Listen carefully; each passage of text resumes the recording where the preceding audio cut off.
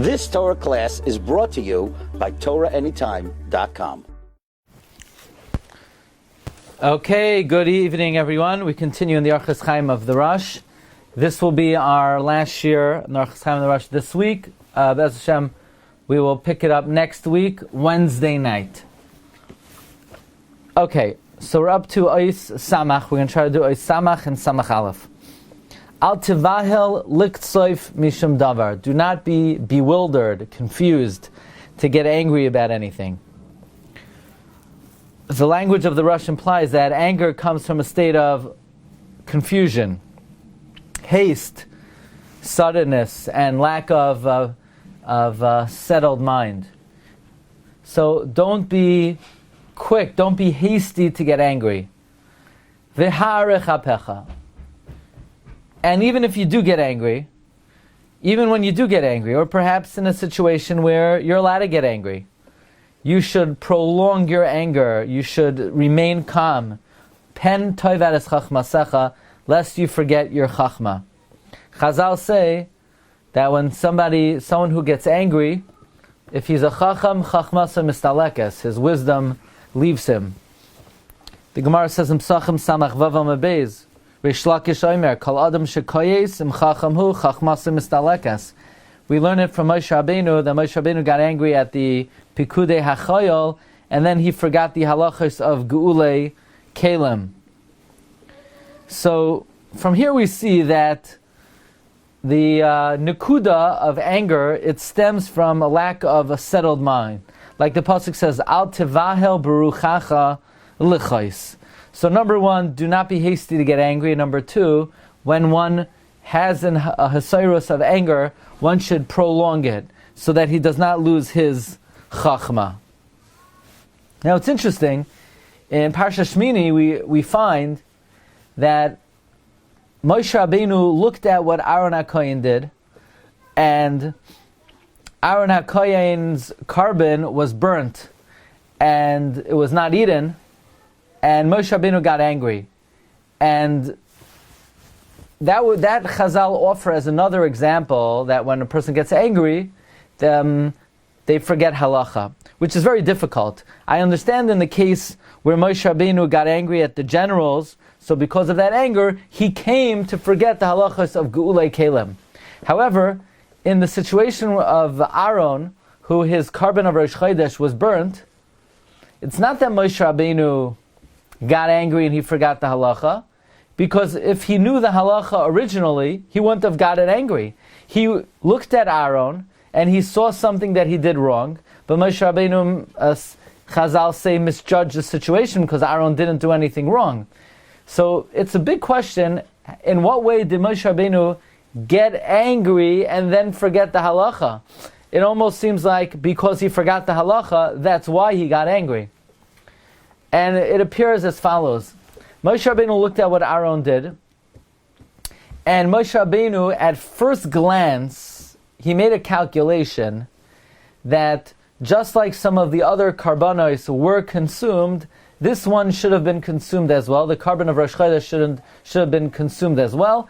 And Moshe Rabbeinu extrapolated incorrectly that since this was a one-time Hoirah carbon, it actually needed to be burnt.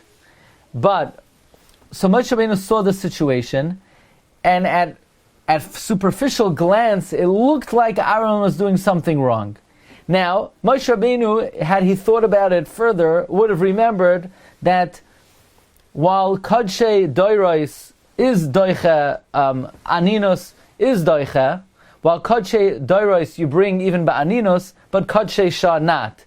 But before Moshe Rabbeinu could have made that computive decision through Yishuv Hadas, the natural anger kicked in. Mesilas Yesharim says that kas is something that a person is nesoirer b'teva, and therefore it is in fact a situation where because Moshe Rabbeinu got angry, he forgot the halacha, even though he knew the halacha to start.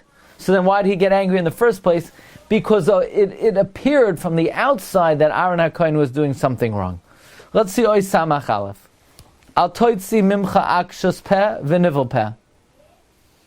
Do not emit crooked speech and profanity, ki al kol dvarecha tavei b'mishpat, because for all your words you will be judged. Now, nivel peh, we know what that means. It means indecent subject, indecent words, indecent content. But what's akshas peh? The Gemara in Yivamis Chav Daled, Ksubas Chav Beis, the Gemara darshans hasir mimcha akshas peh, not to do something that will cause people to be suspicious of you and say about you that you did something maguna. But that doesn't seem to be what the Rosh means, because it says you should not say akshas peh. Reb Chaim Kanievsky, in his commentary to the Orchos Chaim, he brings the Medrash HaMishlei that akshas peh is lashon hara. Question is, the Rosh already said, asks Rav Goldberg in Ois Yud, lo yisaper lashon hara. So what are we adding over here? The Reb Chaim Kanievsky also cites the Gemara, M'sachim la'olam al yoitzi adam davar meguna mitoich piv. Don't say something, not a profanity, but indecent. Something, I'll give you an example.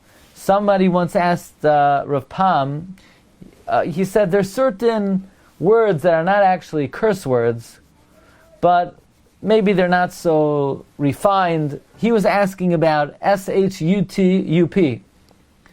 But he was embarrassed to say it in front of Rav Pam. So Rav Pam said, you mean the word fres? Rav Pam said, yeah, fres? No, you shouldn't say that word. So the person sort of figured out he certainly should not say S-H-U-T-U-P. But that's a davar maguna. You say, what's wrong with saying fres? It's a certain attitude toward food. Food is a gift from Hashem. It's something Hashem provides us with, and to speak about it in such coarse language is a davar maguna. So Rav Goldberg asked, though, it seems once we know you're not allowed to say something somewhat indecent, then of course you can't say profanity. Why would the Rosh have to add v'nivel peh? So Rav Goldberg says that it's mistaber, the akshus peh that the Rosh is referring to is to speak straight, meaning sometimes people, they hire a worker or they take on a job and they don't exactly say what they're going to do because they're not exactly the straightest of people. Akshus peh is a kind of crooked, deceitful kind of speech. And this is also Meruma's in the Targum of the Tosfos Yom Tov, who he translates it, Al toitzi mipicha divrei melitza mischamkim. Don't say these kind of things that have different interpretations. In other words, where you're not being straight about things. Okay, Rabbi Sai, we're going to hold it over here. Be'ezus Hashem, we will pick it up next Wednesday with Ois Samach Beis. Wishing everyone a wonderful day. Tonight at 8:30 is the shir on Parshas Truma. Please join us tonight at 8:30.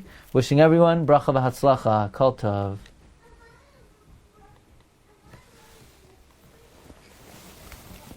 You've just experienced another Torah class brought to you by TorahAnytime.com.